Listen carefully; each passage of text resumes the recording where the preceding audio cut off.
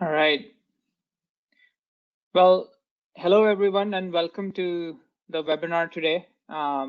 We've got a great panel, and we plan to talk about care management and how what are some of the things that we have learned, given our experience and some of the work we've done for clients. But before we jump into that, I want to give everyone a few moments. I know folks are on back-to-back meetings, so let's just give folks 1 to 2 minutes, and then we'll get started.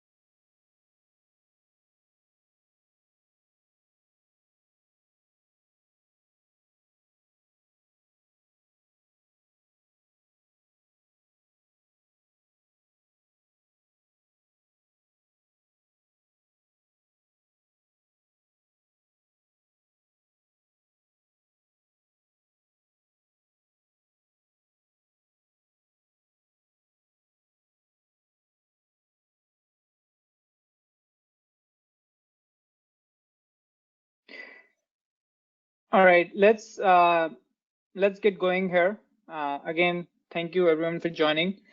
I wanted to start with a quick round of introductions. So I'll start with myself. I'm Raksha Jain. I'm a senior director in product management at Innovacer.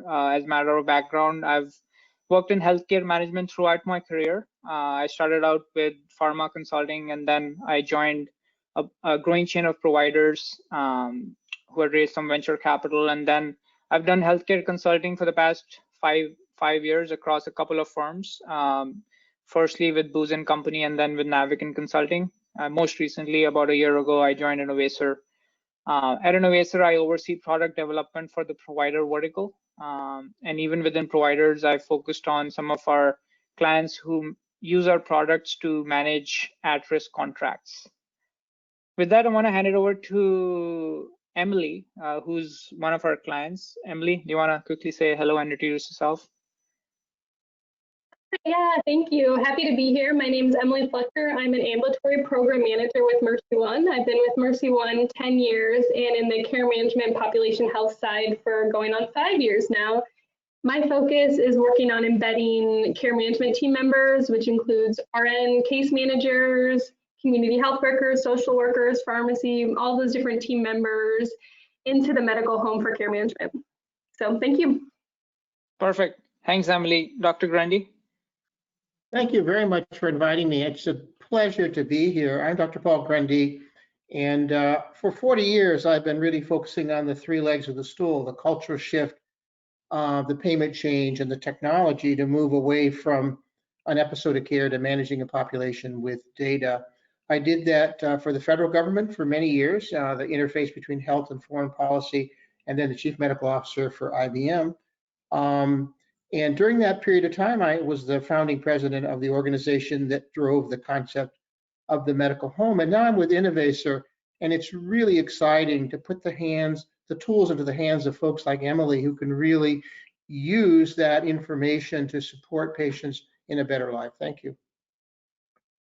Thanks, Dr. Grundy. Evan? Hi, I'm Evan Grossman. I'm the Chief Product Officer at Innovacer, and I've been working in a range of healthcare contexts on supporting provider groups for the last 10 years for Athena Health, now at Innovacer, and really looking forward to today's conversation on taking care management to the next level. All right. Thanks, Evan. So just a quick agenda for today. We'll start with talking about some general challenges that care teams have been facing, again, pre-COVID, and those are some of the problems that we've been trying to address through our technology. And then we wanted to quickly jump in and evaluate what the impact of COVID has been. Again, it has, as all of you know, had a significant impact on healthcare in general, but specific to care management, there are some learnings that we have that we wanted to share.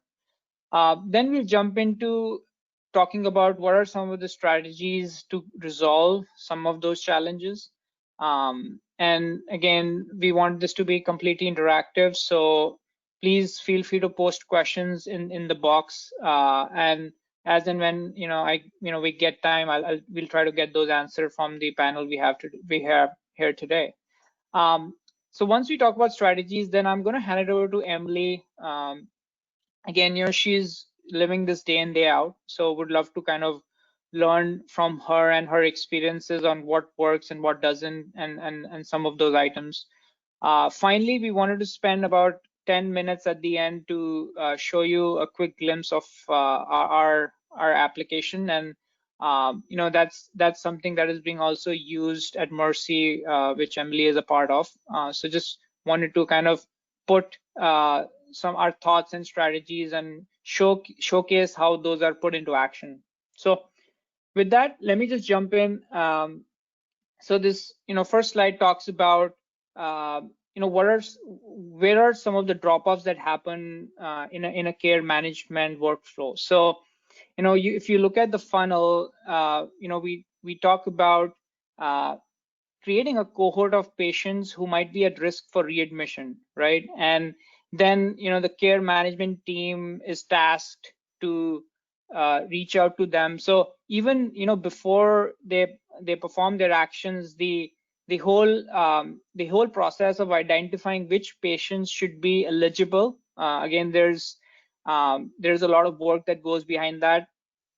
There are clients across the board, who have some manual processes, and some of our technology helps automate that and create work lists. But again, once you even create that work list, there is a drop-off that occurs due to incorrect patient information. So many times you realize that you don't have the right number for the patient, you don't have the right email, or you don't know what's the preferred mode of communication. So I think having those pieces of information really has a great impact. So assuming you do have the right information in the system, then there is the element of, are you calling the patient at the right time?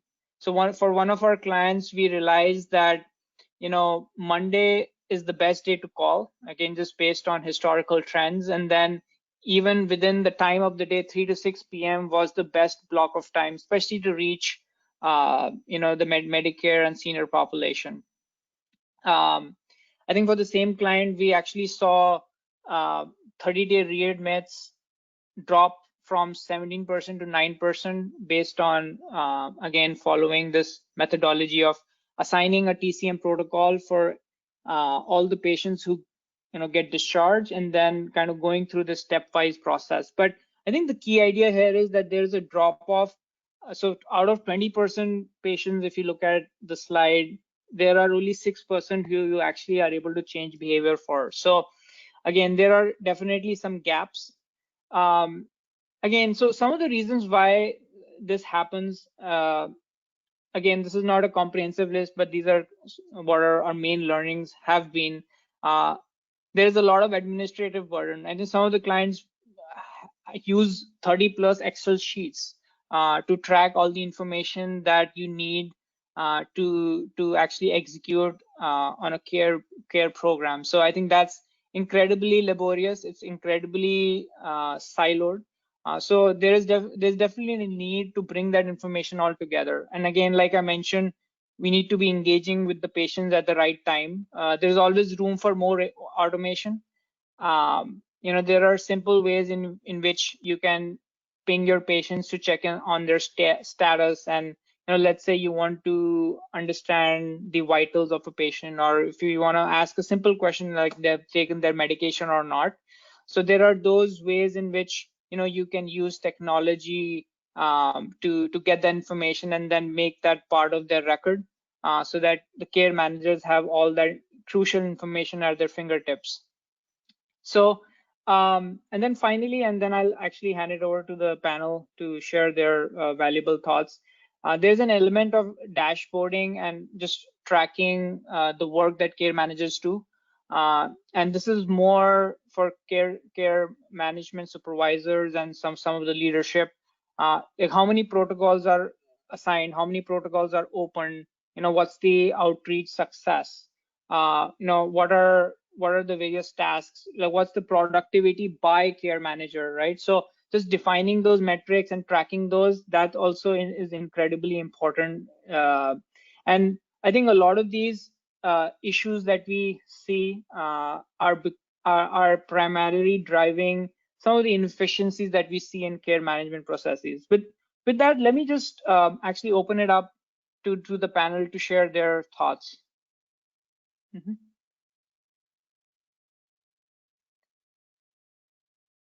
I can start. Yeah. When I think of this, it makes you realize how much we're increasingly asking of both our patients and our care management team members. I think 10 years ago, we weren't asking so much from our patients, and we certainly weren't asking so much from our clinicians. They didn't go to school to learn IT. They didn't go to school necessarily to learn how to really strongly communicate with patients. So I think it's that combination is why we see that drop off. We're not necessarily educating our patients to be active in care, that self-management support component.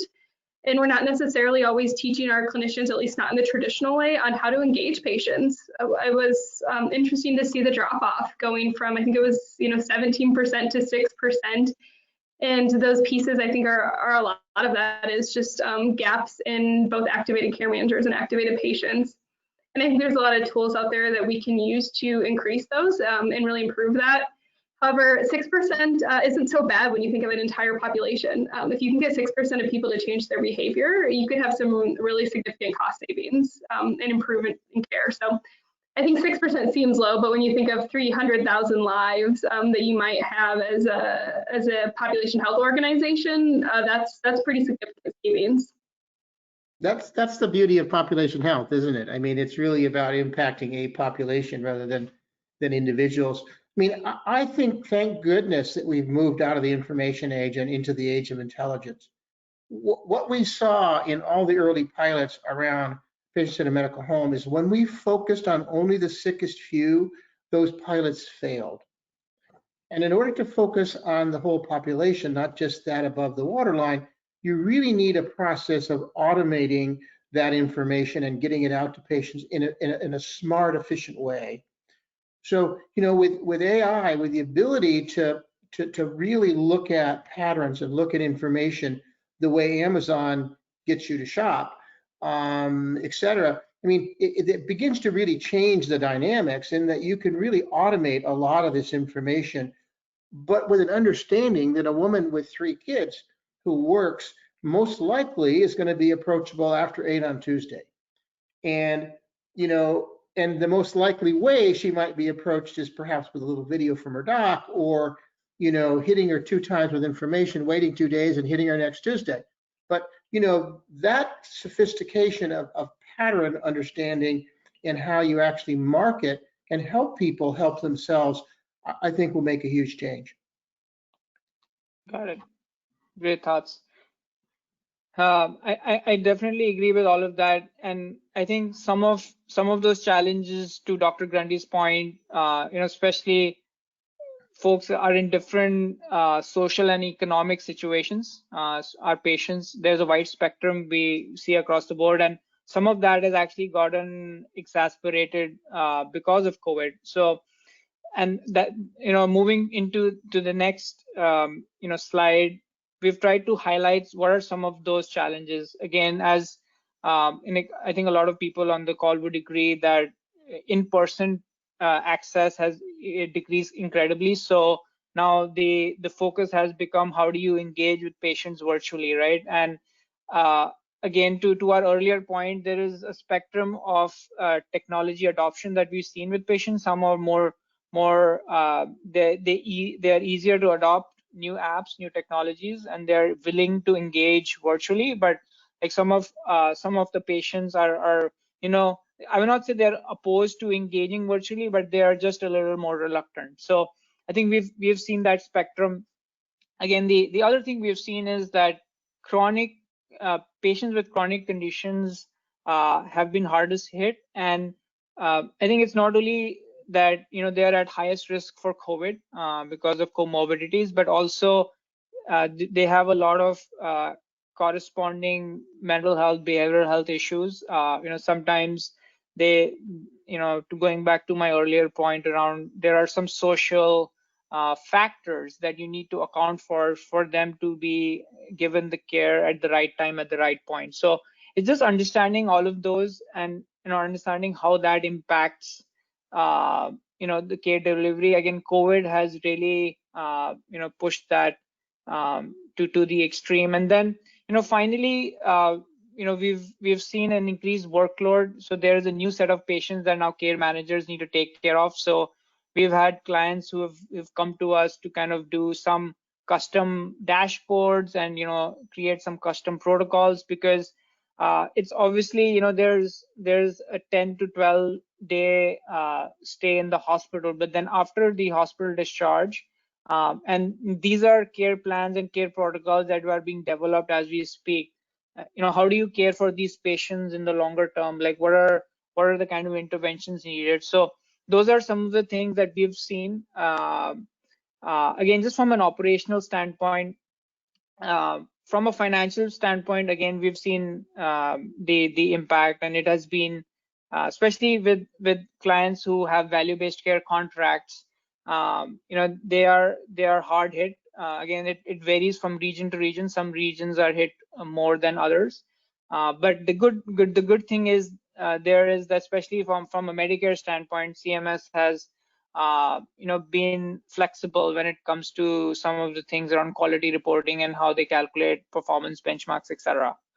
With that said, again, wanted to turn it over to the panel again to see if there are any thoughts on the impact of COVID on care management. So my perception is never waste a crisis. I mean, I think that what Emily and I have seen are a lot of the things that were going to happen got sped up, right? And I think that for those of us who have been passionate about that, that's pretty exciting. I mean, we've gone through a bit of a transition period, but we learned pretty quickly how to engage patients remotely. We learned pretty quickly how to use tools that Emily and I have been trying to get our systems to use anyway.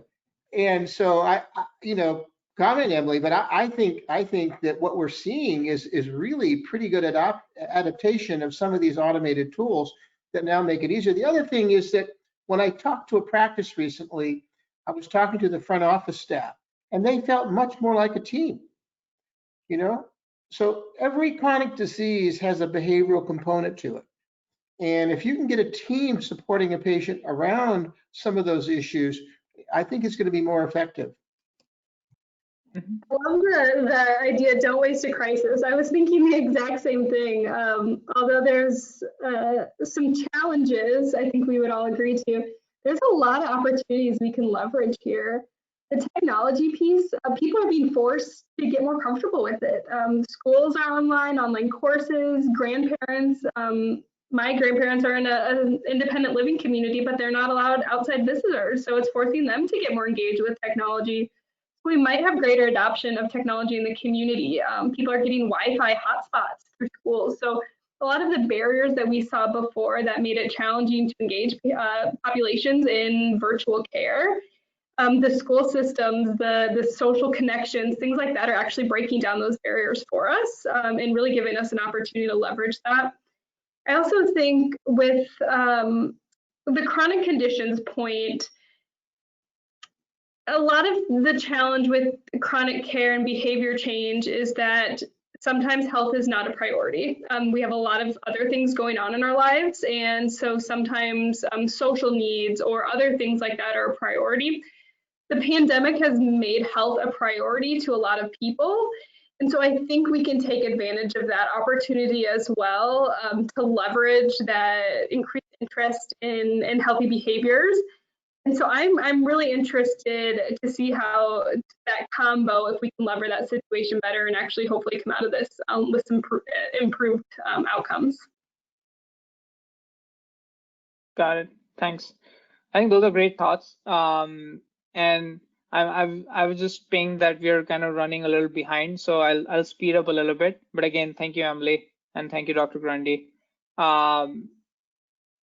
Yeah, so with that, I want to jump in again. Wanted to hear the perspective of our esteemed attendees here as well. So, we wanted to do a quick poll to understand how COVID-19 has impacted care management. Again, this is multiple choices, so please feel free to select as many options as it applies. The idea is to understand how COVID-19 is impacting your strategy around care management. So would request you to send your responses in the next 1 minute so that we can have a quorum and then we can discuss the results.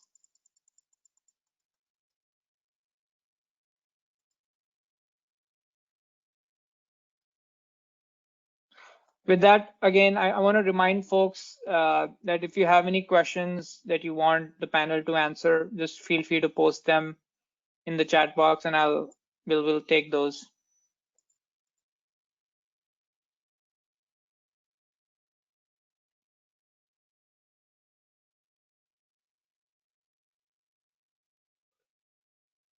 Yeah, I'll be very curious to see the results. I mean, some of these are, some of these are like all ones I would check, right? Except for no change. Yeah. No, definitely, Dr. Gandhi. That was the idea. Again, these are some of the things that we had been hearing in the market, but we're just curious to see how folks rack and stack these.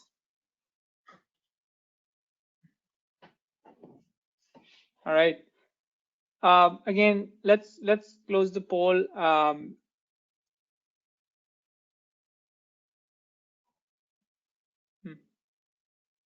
So yeah, I mean, as expected, they're kind of divided. Rethinking virtual care or telehealth strategies comes out on top, but all of them are pretty well clicked on, except for the no change. Yeah, coming in second is taking care of community services. I think that's really important. I mean, really creating a plan for your patient with their community resources, not just healthcare.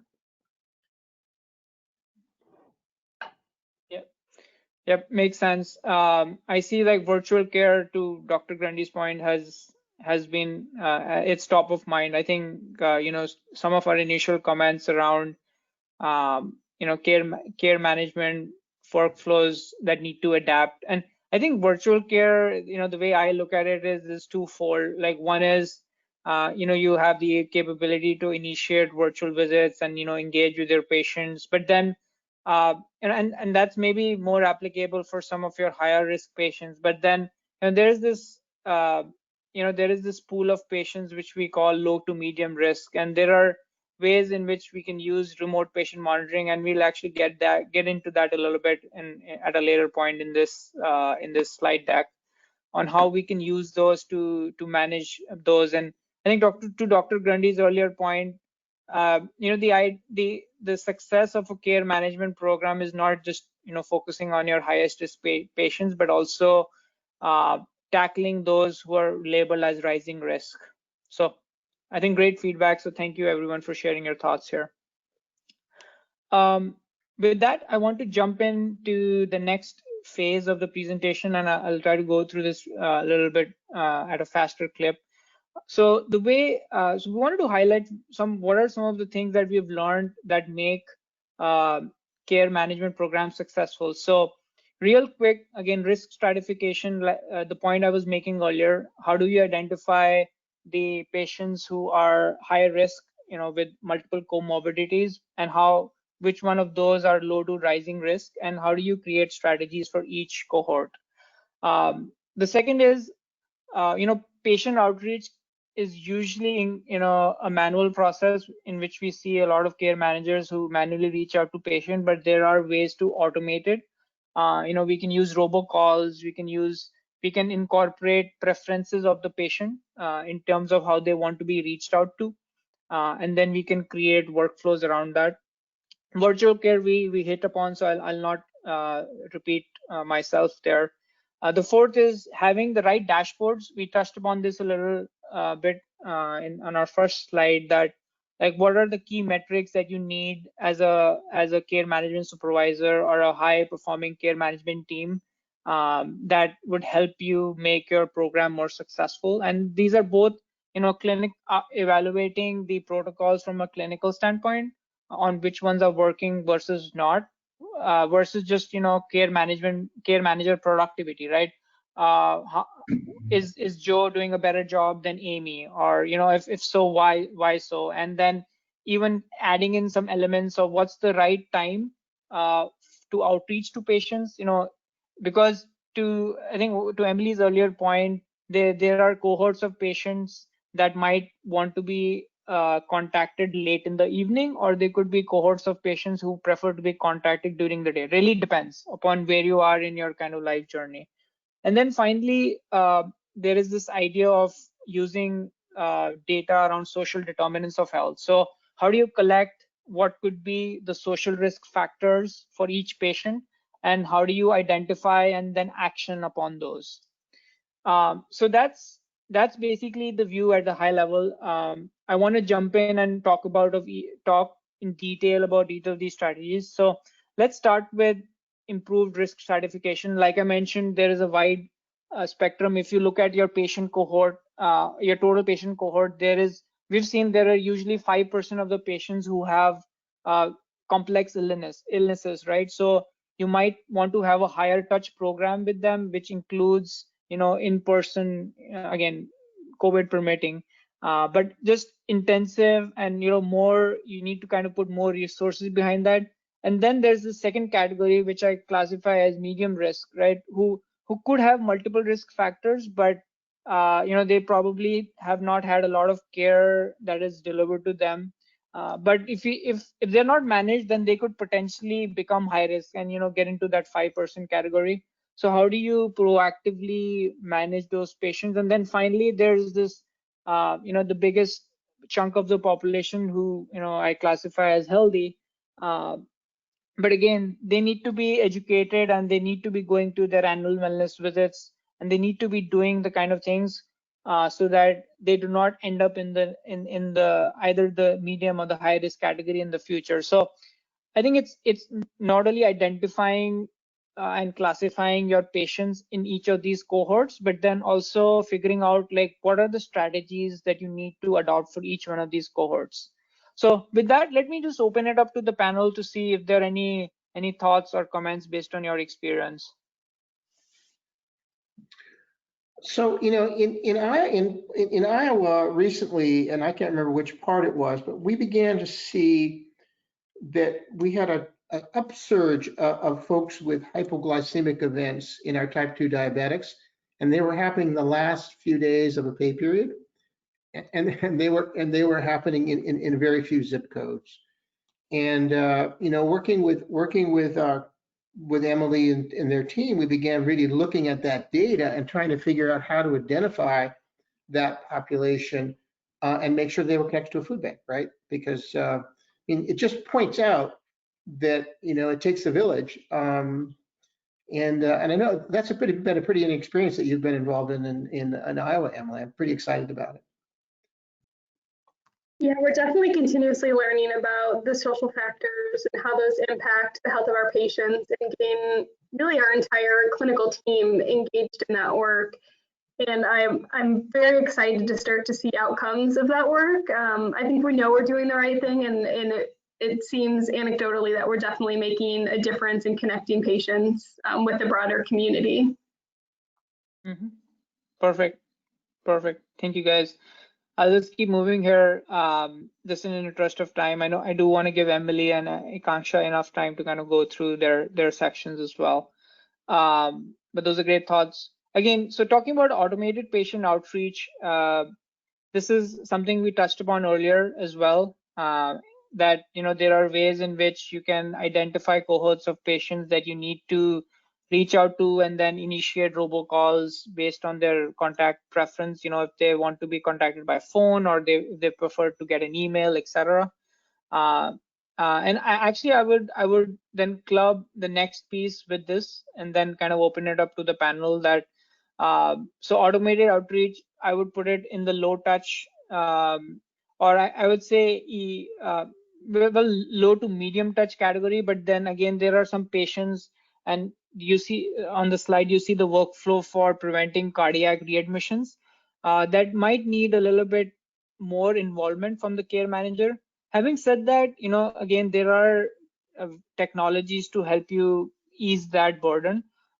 So, as you see that if once you've identified the high risk patient, then getting them the right device is the first step. So let's say if it's a cardiac readmission and you want to monitor their vitals, including blood pressure, so getting them a blood pressure cuff or any other related medical device that the physician recommends, and so that they can start using it. Obviously there's a training element here, especially if the patient is elderly. So just ensuring that they know how to use it, and then a lot of the devices, I recently looked at an Omron blood pressure cuff, and it syncs up with the app, and then the app could be integrated with a patient record. So there could be a data flow that is generated, that even the care manager can just get the information at her fingertips on what the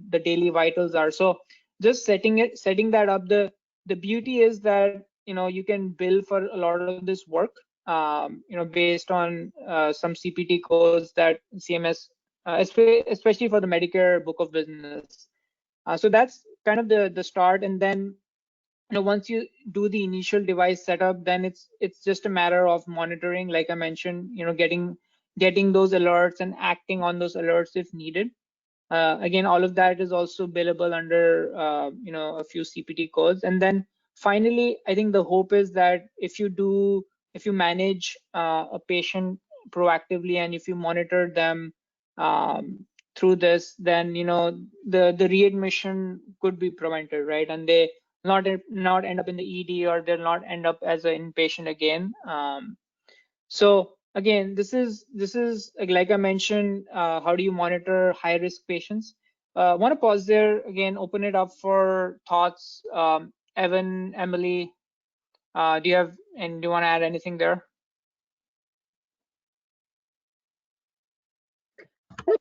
I think there are a lot of steps along this process where the patient can become unengaged and we can lose them. So I think it's just the skills of the care management team members to really be partnering with that patient on their goals, and helping them understand how to use that technology. I think the easiest part is sending the technology home with the patient. We did a blood pressure monitoring program actually with Omron cuffs a few years back, and have continued to this day to do that program for self home monitoring of blood pressure. And it really was more about engaging the patient and communicating with them consistently throughout that process that I think really got to the results. The technology is really just the supplement to that work. And what we found really in dealing with these kinds of issues is it really takes about 6 months to change a bad habit to a good one, or to replace a bad habit with a good one. And it takes 3 days for that to stop. So it's really identifying a team, identifying support, sticking with it, sticking with the patient, to get them to exercise or whatever it is that is the positive thing. But it's really important. Got it. That makes sense. And again, like I mentioned, it's a combination of both technology, to Emily's point, but then also ensuring that the care manager is involved and they're kind of following up and ensuring that the patient knows how to use the device, as well as acting upon any alerts that he or she receives.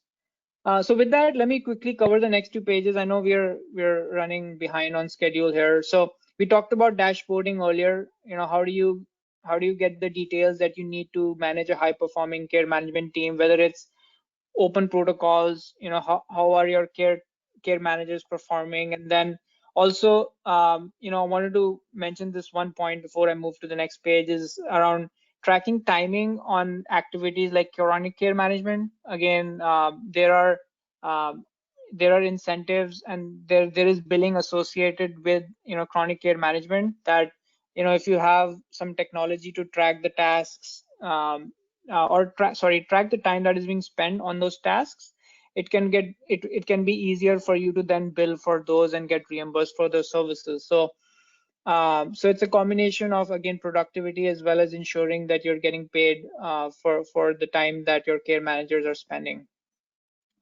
Finally, on social determinants of health, again, like I mentioned, that there is tremendous potential to use technology to not only identify what are some of the social risk factors, and there are multiple ways to do it. There is publicly available information that you can use to develop a social risk score based on the zip code of that patient, or you can actually just do an assessment in which you can ask them a targeted set of questions to understand what could be the challenges. And then I think more importantly, once you have those social risk factors identified, it's referring them to the right resources in the community, and then having that connectivity so that the care manager has visibility into whether the patient actually visited or that resource or not. Let's say you identified that they're not able to get 3 nutritious meals, right? And you referred them to a food bank. Now, whether the patient actually went to that food bank or not, whether they actually their issue got resolved. So getting that information, and this is what we call closed loop referrals, and helping that information flow back to the care manager is something that is incredibly important, and ensures that you've not only identified the social risk factor, but you've also actioned upon that. Any thoughts, Evan? Again, I know we've been working on this internally as well. Yeah, no, and I'm going to defer to Emily and Dr. Grundy as much as possible, because I think they're much more in the trenches and can talk through how we've been using this in real life. All right, great. Emily, any thoughts from your experience? I would just add that I think highlighting what you mentioned on closed loop referrals is incredibly important. Just like everything else we've talked about, assuming that the patient has followed through with it is a mistake. We need to actually make sure that that happened, whether it be a referral to a specialist, a referral to a community organization, whatever it might be. The closed loop referral is really critical. Got it. So, Makes sense. Being able to really get at the data to understand, what's going on with your population and creating a plan for them and connecting them to the resources in the community, going to be so important if we're going to really get on top of chronic disease. Just so important. Got it. Makes sense. And we'll actually see a glimpse of that at the end too. I know we're running a little behind schedule, so Emily, I wanted to hand it over to you at this point. And I think my request would be if you can maybe wrap up your section in 10 to 12 minutes, then we'll save some time at the end for the demo. So over to you, Emily. Of course, yeah. I'll just hit the high points. So with this slide, Mercy One Population Health is a statewide organization. We're broken up into chapters throughout the state with lots of providers, lots of care management staff, and I think the metric that we often highlight as a shared savings or ACO or Pop Health, whatever you want to refer to it as, is our covered lives. So we have over 300,000 covered lives that our care management team is responsible for. And of course, we break them up into the different categories that Akshay mentioned before. You have your high-risk patients that you're really focused on. You have that rising risk, middle risk group. And then you really have the majority of your population in that hopefully low-risk category that's really being monitored within the medical home and has less interactions with the care management team. Perfect. And if you want to go to the next slide. So COVID-19 pandemic has really impacted the care management world. As we were going through this and Dr. Grundy was speaking, I was just thinking, I wonder if there'll ever be a time in my career where it's not an interesting time to be in healthcare. I feel like it's always, the policy change, transformations, value-based care, and now the pandemic. I think if you're always wanting to be on your toes, I think you've chosen the right field of healthcare and care management. So just yet another, I would say, catalyst to transformation has been the pandemic. Some highlights that we really noticed that really impacted our work from a care management perspective is we had a lot of team members that transitioned from being embedded in that clinic setting, that primary care home, to actually working from their own homes. That was a big change for us, and it was necessary for the safety of our team members and our patients to do as much as we could virtually. But that required us to make shifts pretty quickly.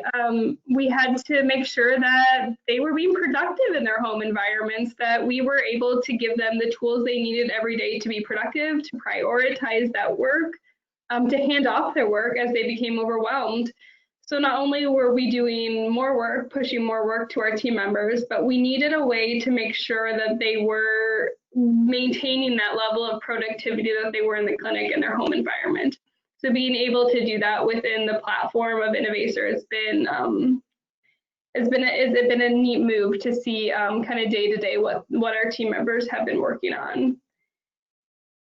And then that shift, as the poll mentioned, many of you guys are seeing the shift from in-person care to virtual care. We always had kind of the model of the first time as a care manager that we worked with a patient, we really wanted it to be in person. We felt that that really helped launch that partnership with the patient. It put a face to the name.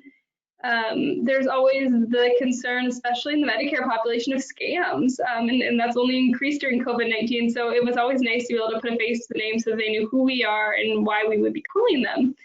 That's not a luxury we have anymore. We're doing almost all of our outreach telephonically. Outside of our community health population, we have decided that it is a priority for our community health worker team members to be embedded in the clinic and to still try to do as much face-to-face as possible, just with the increased need for that relationship and that component. But our RN care management staff is almost entirely telephonic right now. So we've had to do increased trainings to get those team members up to date on how to engage patients over the phone. They're not salespeople, and honestly, part of engaging a patient in a care coordination program is a sales pitch. Why you should do it, what's the benefit to you? You're a busy person. What am I going to bring to your life by you working with me? So we have done a lot of work on that. And also with the dashboards that have been hinted at, we're able to see success of our work. So how many outreaches are we making to a patient? Is it the first call attempt that's successful? Is the second call attempt that's successful? When are we making those calls? So that information really helps us when we're trying to push more work to team members. We need to be more effective in that work. And then coordination. Really, I was excited to see on the poll that so many of you are working on increasing your engagement with community organizations. So with the pandemic, we've never really partnered real closely with public health. It just hasn't been an area where we've overlapped much. You know, public health is more at the zip code level, and we as population health are more, you know, at different payer, different contract levels. And as similar as we are, we just didn't overlap too terribly much. But we've had to partner with them more often to make sure that we're providing up-to-date information to our patients. They're doing the contact tracing, so we need to make sure that, you know, we're not duplicating their efforts, but we're being more complementary, that they're doing the contact tracing, they're really getting the information out. And then we're providing that same information to our patients and making sure we're following their guidelines, but not duplicating those efforts. And then warm handoffs. This just becomes even more important as patients move across geography. Even just within our state, and as I mentioned before, we have 7 chapters. The patients hop around. They have a choice of care. Healthcare is a competitive market. And so we have patients that, you know, are going to transfer due to acuity to one of our larger hospitals and then go back to their home environment. They might see a specialist here and then come back to our PCP program. So it really, that ability to have that kind of, I picture it as a string that follows that patient to different hospitals, different locations. And those of you who have the luxury of living somewhere much warmer than Iowa is, a lot of our population leaves in the winter. That might not be as much the case this year, but generally we need a way to know, did they get that mammogram when they were in Florida? Did they have that colonoscopy? What specialists are they seeing? So really, the data platform is kind of that string that follows that patient wherever we go, and so that we always have a hand on them and knowing how to follow them and what's next. So that's been really crucial for us. Great. I think those are, yep. Thanks, family. I just wanted to say that, like, these are These are points that we've seen resonating with multiple clients, and especially, as Emily talks through this next slide around identifying some of the other social determinants of health, I think it becomes incredibly crucial. So back to you, Emily. Yeah, and I won't dive into this slide too much because I know I want to make sure you guys have plenty of time to see the demo. I did just want to point out that the ability to be nimble in the platform is so crucial to success. We found out about, we became a pandemic. It was official. It had COVID-19 was in Iowa. We needed to act quickly as a healthcare organization, and we were really quickly able to get guidelines in place, create a care protocol, so our team members and had the data so that we could identify team members and then have them work within a protocol really quickly. And then with the pandemic, things are always changing. Information's changing, education's changing, best practices are changing as we learn more. And so being able to quickly update and make changes to how you're working with patients and we call them care protocols is really crucial. You can't have a month delay, and sometimes you can't have a one size fits all. So the ability to adapt as needed is really crucial to success. Got it. So with that, Emily, again, I wanted to take a quick question from the audience. So there is a question that is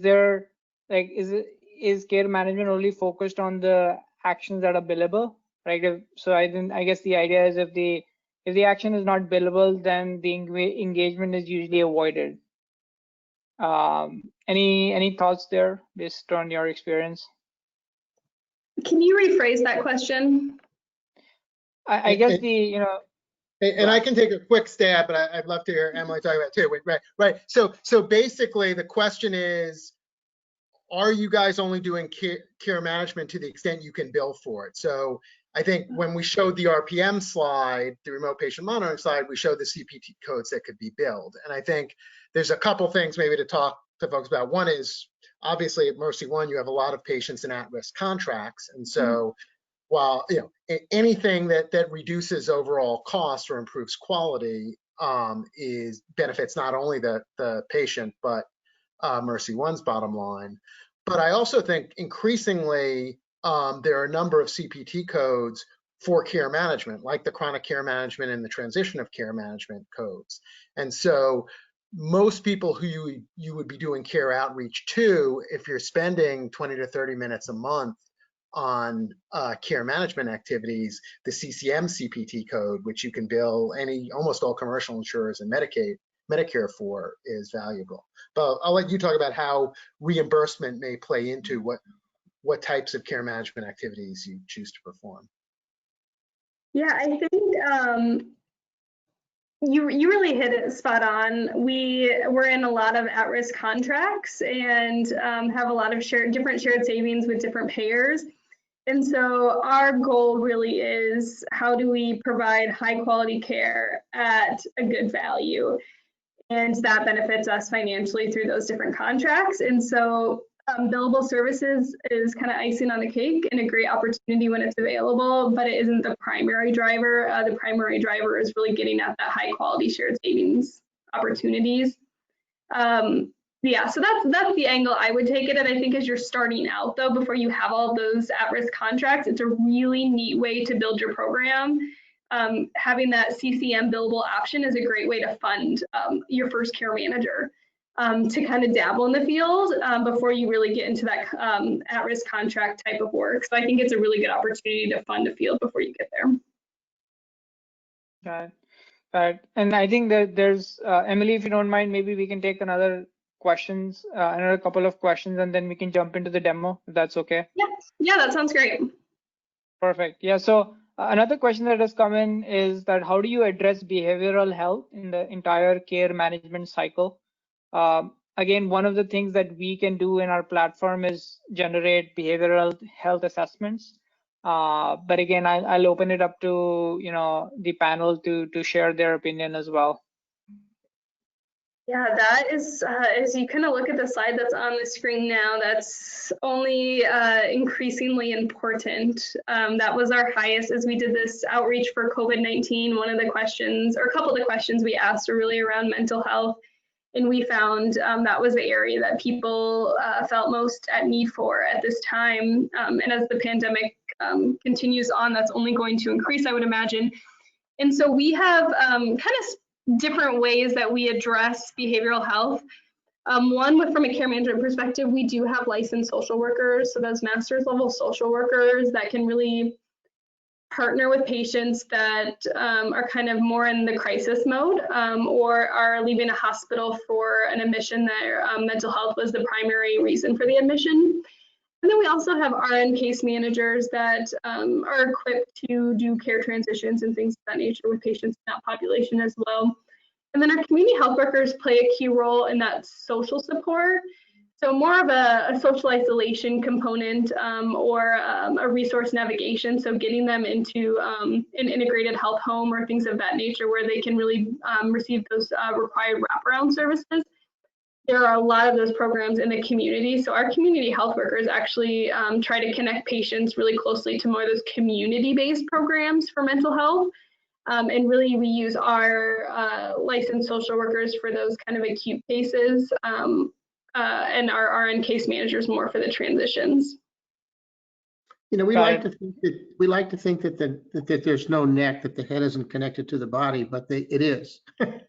And in fact, every chronic disease has a behavioral component to it. And if you don't address that, if you don't address underlying depression, for example, you're going to really have a hard time addressing the overall diabetes, right? I mean, those are issues that Emily has to confront every day. Got it. That was a good point, because I just read an article about depression and medication adherence and the impact it plays on that. So yeah, I think you're right. It plays a role in all of our conditions that we're the chronic conditions we encounter. Great, awesome. Again, thank you, panel, for your thoughts. I do want to now quickly transition to the demo. So Akanksha, who's our product manager for care management, and I'm sorry I should have introduced her earlier, but again, over to you, Akanksha. So take it away, and I guess you probably will start sharing your screen now. That's all right, Rakshay. Hello, everyone. This is Akanksha. I'm the Senior Product Manager of Innovator's Care Coordination Product in Care. Essentially, my role is to figure out how we can ensure that care managers work at the top of their license and don't have to worry about technology and all the documentation that they have to do. So let's get started with the demo right away. What you see here is the work list of a care manager. This is the home screen of our care coordination solution. The work list is automated in a way that if a particular organization has specific rules defined, has a specific action plan in place, that these are the conditions that we are going to cater to, and our care managers are supposed to utilize this particular amount of bandwidth for every condition. All of that strategy is what this work list comes out from. So here a care manager has opened her work list. She sees that she has some activities assigned to her. She can prioritize the work list, organize her work. Let's get started with the first task that she has. So for a particular patient, Casper, she has a transition care management protocol assigned to her. Let's see what has been done with Casper till now and what is the care manager supposed to do.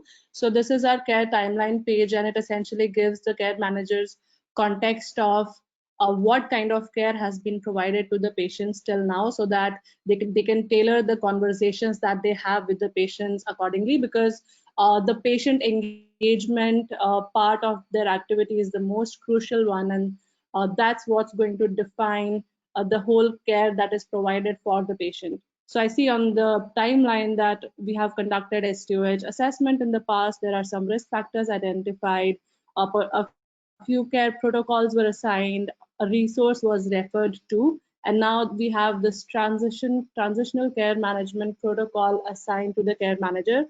We have these protocols defined on evidence-based guidelines. So our first task that we're supposed to do is point of care review. Since we want to automate everything for the care managers and want to ensure that they have to only fill the items that they are able to identify, and if there is any information that we have already figured out for them, all of that is populated. So in our point of care review, You just have to review that, yes, all the information here is correct, and you can mark this particular task complete. Let's move on to the next one. And this is the workflow that care managers would follow for a particular care protocol. They want to contact the patient. While contacting the patient, they can document all the encounter details that they had when they were talking to the patient. Let's say that while they were discussing things with the patient, they realized that this patient might have, some social needs that need to be identified depending on what the patient was talking about. I have that opened already. So InCare has the section called assessments, where we have configurable health questionnaires that can be powered up, and let's conduct a social determinants of health assessment for this patient. So we have these questions that would figure out whether the patient has social isolation issues or food insecurity issues. And depending on the answers that the patient gives, the rules engine that powers the assessments would figure out what kind of needs this patient has. So when I submit this assessment, it would tell you that these are the particular risk factors that have been identified. The patient is suffering from social isolation, has health literacy issues, has food insecurity issues.